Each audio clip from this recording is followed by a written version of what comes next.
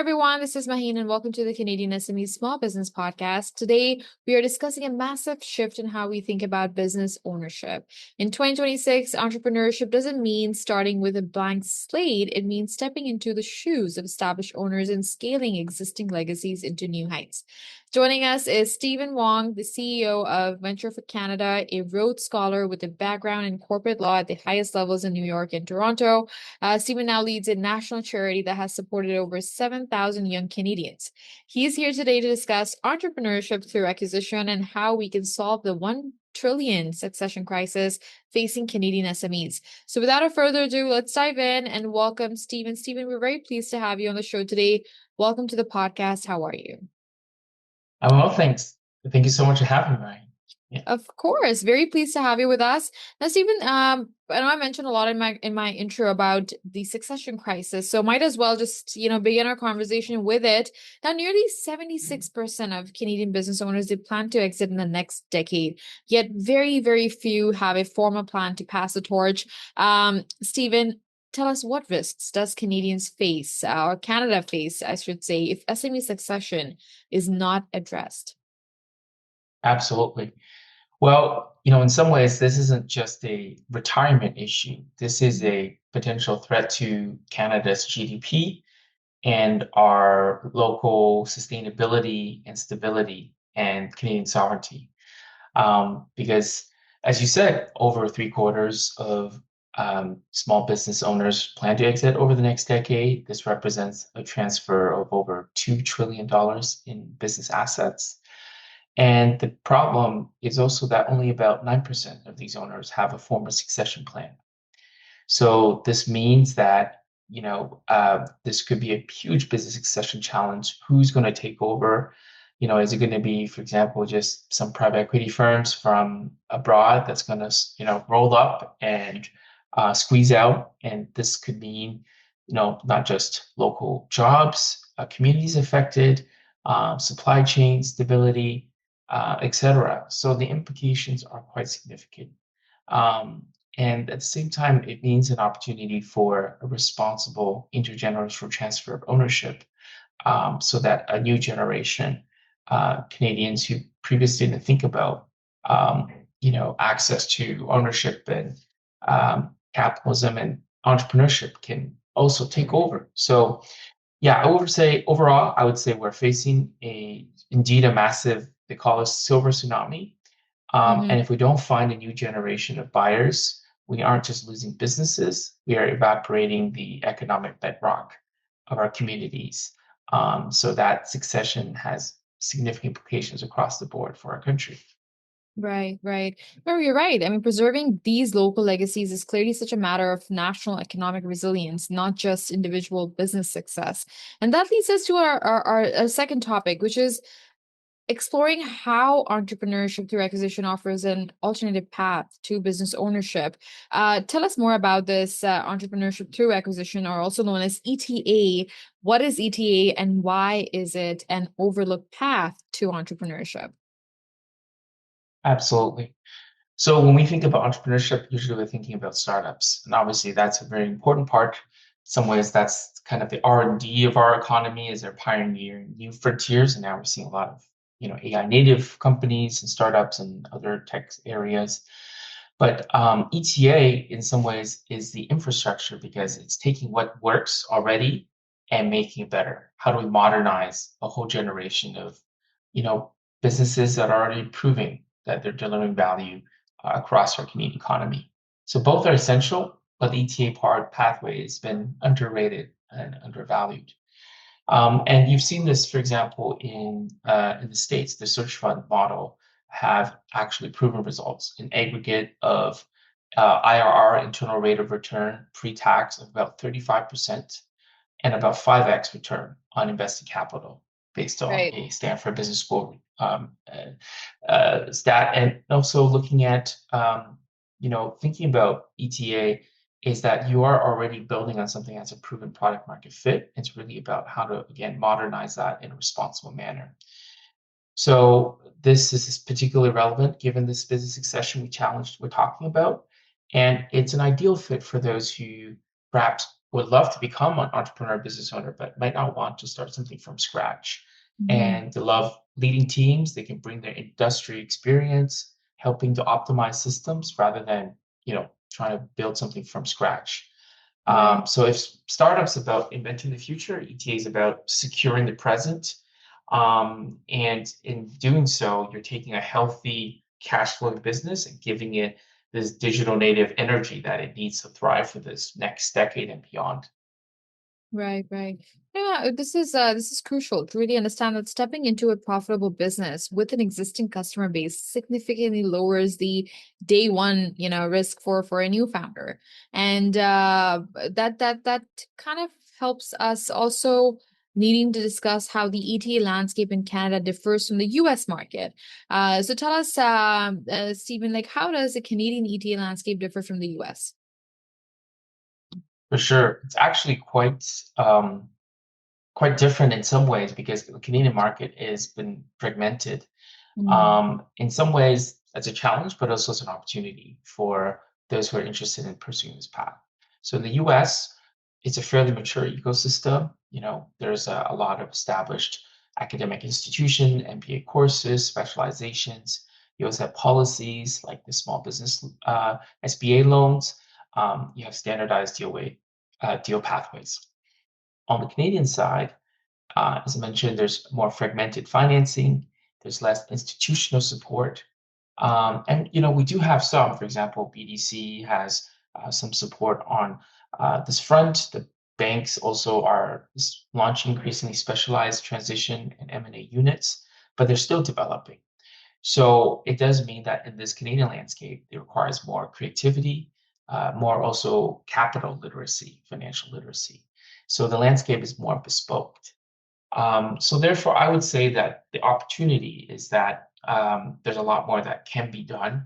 For example, the Canada Small Business Financing Program has been evolving and is now providing about $150,000 for intangible assets and goodwill. Um, and also that the success requires more financial and partnership literacy. So knowing, for example, how to layer conventional bank debt with BDC's flexible pension capital. So there are some nuances there to learn about, but bigger picture is to say that I think there is an opportunity in Canada because it's more fragmented. The path isn't as clearly built, it's demystified, and this is what Canada is trying to tackle. And this is a really important moment to be, bringing this sort of solution to the landscape. right, right. Navigating the bespoke nature of Canadian deal making, it requires a higher level of financial literacy and such a strong support network. So there is no doubt about the difference in the two landscapes. And this is to all the professionals that are watching us as well. In 2026, you don't need to invent the next big app to be a world-class entrepreneur. There's thousands and thousands of profitable, stable companies in your own backyard that are looking for their next leader. So, please, look into it. Buying a business isn't just a transaction. It's really a way to protect jobs. It's to drive prosperity in your own community. Now, Stephen, let's look at how programs are preparing the next generation of acquisition entrepreneurs. How do ETA programs prepare professionals to acquire and then run businesses? So Venture for Canada, there are ETA programs not just giving you the theory, but really the practical know-how, how to do it, the actual execution. So in some ways, we're providing the tactical sort of roadmap for this particular Canadian context. And our educational and training programs for ETA is about trying to make ETA more accessible, more mainstream path towards entrepreneurship, as you mentioned. And we're trying to be intentional about bringing together the right kind of folks and the diversity of folks who can be part of this broader ecosystem. And we have programs like our ETA 101 and ETA Bootcamp, which provide participants at different stages of their journey while they're maintaining and developing a high bar for readiness and engagement. So let me break down both programs. ETA 101 is about just the exposure and access. It's designed for early stage exploration. So, helping you to build that foundational understanding. How does ETA work? How does this landscape work? and really help participants assess, is this the right path for me?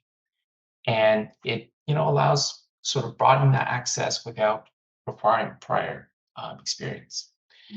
And then we have the ETA Bootcamp, and that's really about readiness, ready to go, and really a quality of execution, because this is designed for serious, committed participants with a few years of experience who now want to develop the ability to, figure out how the deal mechanics work, the financials, how to search for this pipeline of sourcing deals, focus on launching the search. And it's more high touch, it's more practical.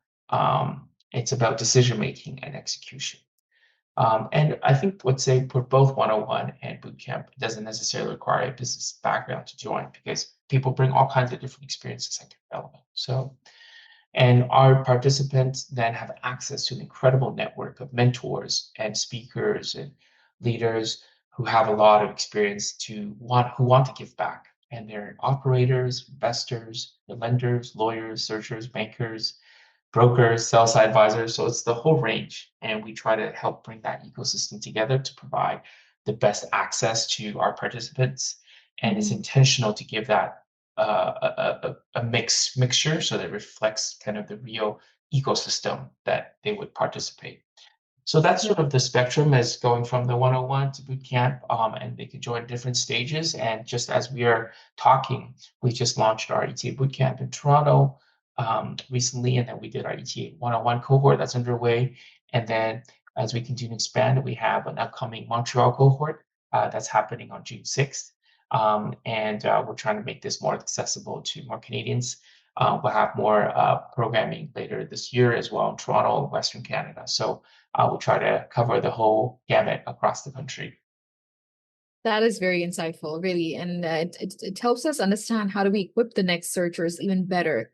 Because transitioning from an employee mindset to a searcher mindset is probably the most critical hurdle that your academy helps participants clear. Finally, Stephen, let's explore how the EDA ecosystem is being built across Canada. What is the goal of ETA conferences in building Canada's acquisition ecosystem? Absolutely. So we do feel that Venture Canada, as a national nonprofit charity, we have a unique role to play as a convener, so that the ecosystem, as it's continued to build, is connecting the various stakeholders. So we are working together in a coordinated fashion and really surface what the market needs and what are the policies that are required as well. So as I mentioned, part of the challenge is this ecosystem is a bit fragmented. We have buyers, lenders, investor advisors who are not always in the same space and rooms, and there are very few dedicated convening spaces right now. So what we are going to do, and we have been doing, and we're going to do more of this year, is our ETA conferences. For example, we have one in Calgary later this year that's going to be looking at not just having some programming panels, networking, but really focus on high quality conversations and bringing people together. So as I mentioned, we'll bring together operators, owners, and sellers, investors and lenders, brokers, legal, tax, M&A, researchers and ETO faculty, and as well as hopefully government policy stakeholders, because everyone has something unique to contribute to the broader ecosystem. And what we're trying to achieve here is a shared understanding, among different stakeholders, developing the trust and relationships, which is also important, and creating, actual opportunities and deal flow, and then surfacing what are the systematic gaps, whether, for example, it's in financing or support structures, or other policy elements that could unlock much more in the ecosystem. So we really see ourselves as a neutral convener, as a signal kind of aggregator for the ecosystem, and hopefully that we can help inform how the market is evolving and also contribute to more informed policy discussions. Right. Well, that is a great way to put all this together. Bringing all the stakeholders into that one room is how we turn a niche investment strategy into a mainstream entrepreneurial movement. This was a great conversation. Thank you so much, Steven, for what you do and how you're helping entrepreneurs learn strategies that can help them understand this landscape while really creating a new class of, powerful business leaders. As you wrap up, what advice would you give someone that is considering buying their first business? Happy to give some quick advice. I would say it's important to be informed, know what you're getting yourself into, and also to be disciplined and patient. There are, courses out there that promote ETA as an easy path. It's not always easy. It is a viable path, but it's a different one, and trade-offs do exist.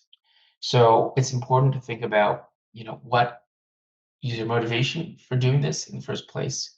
What is the kind of business that you're looking to, buy and build? Thinking about really learning about the different mechanics of it, the financing, the negotiation, the operations, the evaluation, diligence. There's a lot of pieces to it. Mhm. And also recognizing it does take time. Usually it takes about 2 years, the search process on average. Of course, some can be faster. Um, and also building relationships takes time, right? Building that trust. So that sense of consistency, clarity is really important as well, and for yourself and how you articulate to others. Um, so the real work is really in the sourcing, building the trust, and staying in the process long enough to find that right fit. And that is a very, very entrepreneurial kind of mindset in a way. Um, but if you do approach it with the right sort of preparation and discipline, it can be very rewarding and a viable path to entrepreneurship, to ownership, and also helping to modernize businesses for Canada and keeping in local communities. Right. So it contributes to a really great mission, I think, for the country as well. That is a great reminder that the best time to start learning the mechanics of video is long before you find the business. Thank you so much, Stephen, for your time and for such great insights and your vision with us. Thank you. Thank you, man. Such a pleasure talking to you. And listeners, that was Steven Wang from Venture for Canada, a masterclass on how entrepreneurship through acquisition can save the Canadian SME landscape while creating a new class of powerful business leaders. Thank you so much for tuning into the podcast. Please be sure to subscribe and visit CanadianSME.ca for more resources. To learn more about how we are supporting the ecosystem, please visit Canadian SME Small Business Foundation at smefoundation.ca. Before we leave, a special shout out to UPS and ADP, our partners, for their ongoing commitment to empowering small businesses across Canada. Please keep thriving, and we'll see you in the next one.